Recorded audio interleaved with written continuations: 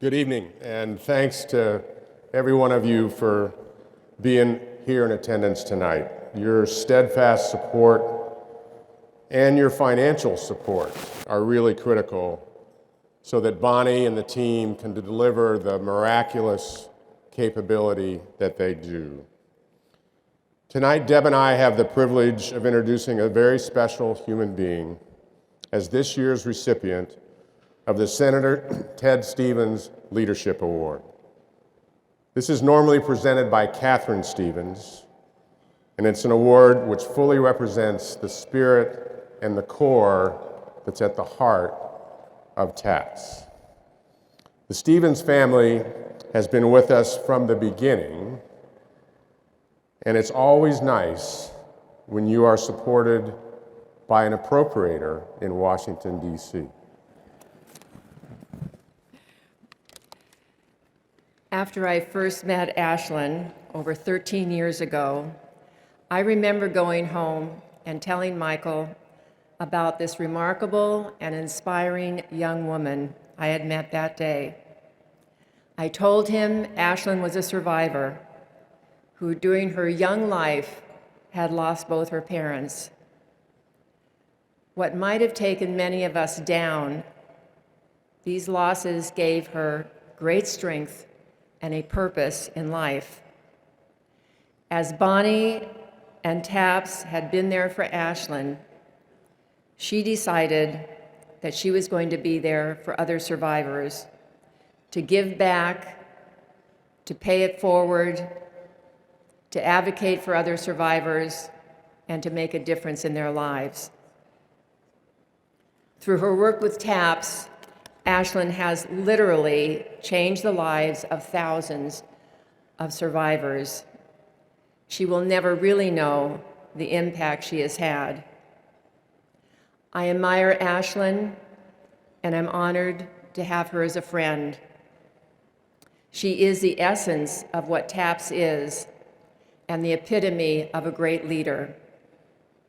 Ladies and gentlemen, I give you the winner of the 2024 Senator Ted Stevens Leadership Award, Ashlynne Haycock-Lohmann.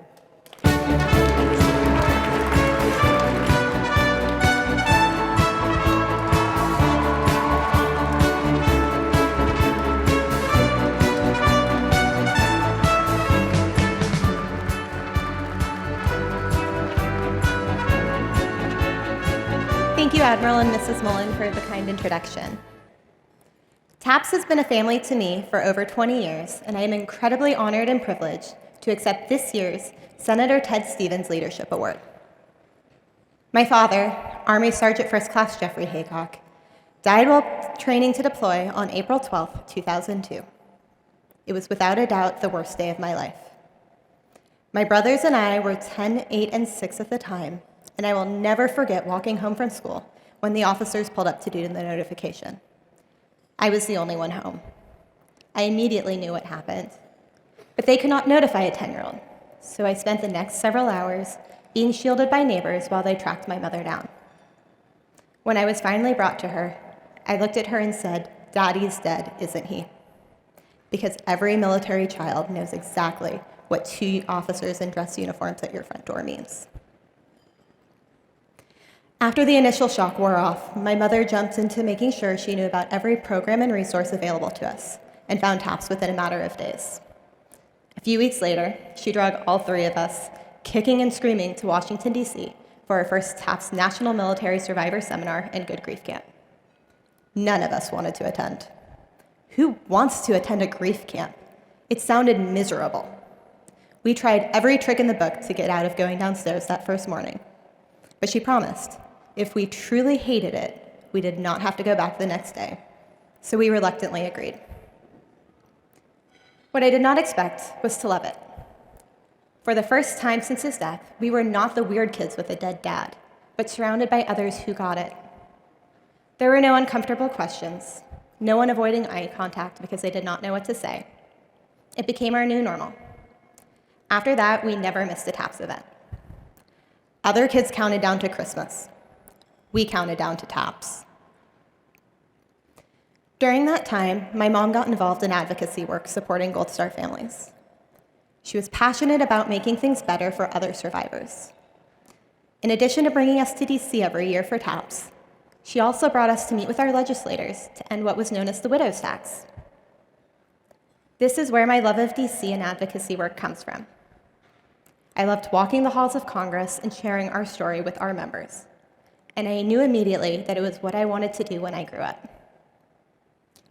I loved it so much that I primarily applied to colleges in DC, and getting accepted to American University was one of the happiest moments of my life.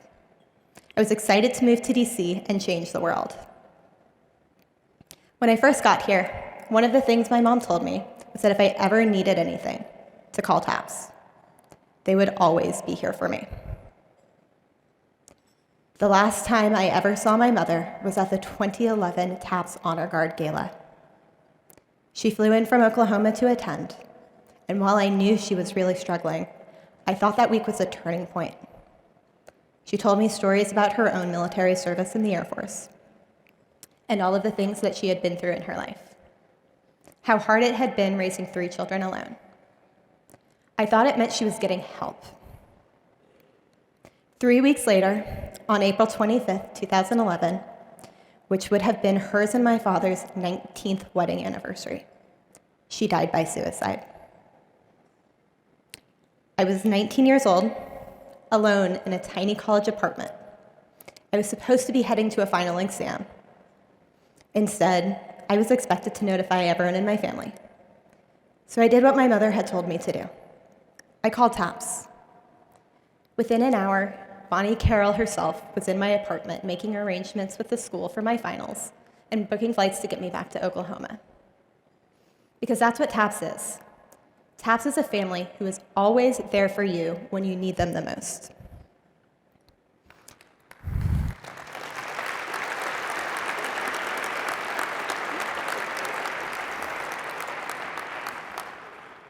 After I got through the funeral and returned to school, I learned of a very large problem that I was not anticipating.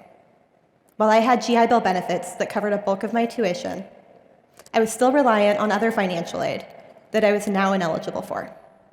I also learned that for some reason, no one wants to give tens of thousands of dollars in student loans to a kid with no cosigner.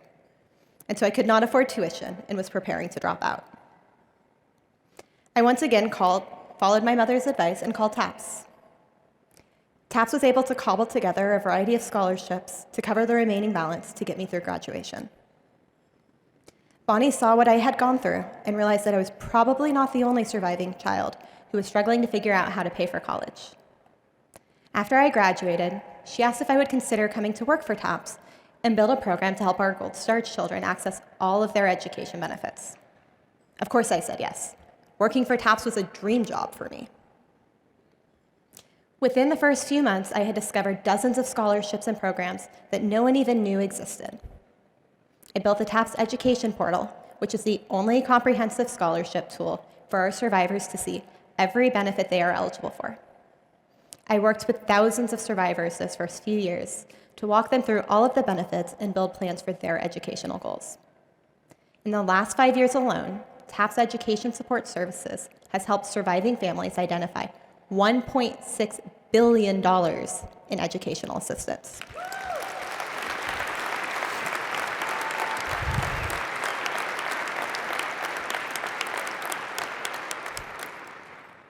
But being a caseworker was not my passion. I loved helping our individual survivors with their challenges, but I really wanted to create systematic change for all of our survivors, like my mom did.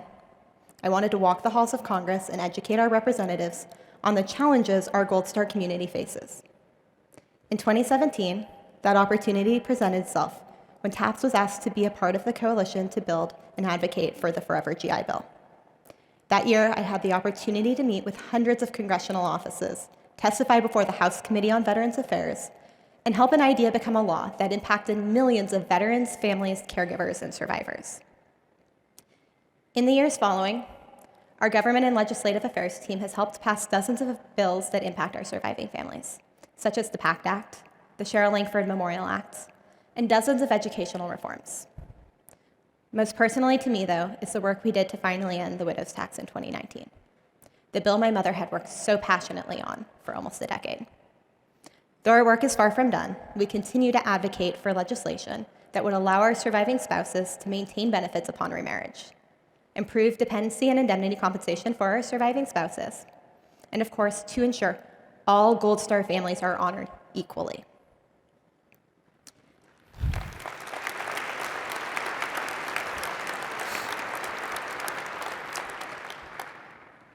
I am honored to receive this year's Senator Ted Stevens Leadership Award while working my dream job at an organization that does not just do amazing work, but has been a family to my brothers and I for the last 2 decades. I want to thank Bonnie Carroll, who has been there for my family in our darkest days, but also been a mentor to me and given me a platform to follow my dreams. I want to thank my brother Colton, who could not be here tonight, and my little brother Weston, who is the best baby brother I could ever ask for. I am so proud of the man you have become, and I know Mom and Dad are too. The work you are doing on Capitol Hill for Senator Tester is amazing, and you are truly changing the world. Thank you to my amazing husband, Larry. I know meeting the parents at a cemetery is not what most men have in mind, but you have taken everything in stride and been so supportive of my grief journey and my career at TAPS. And lastly, thank you to my TAPS family. I would not be here today without all of the love and support you have provided me over the last 22 years.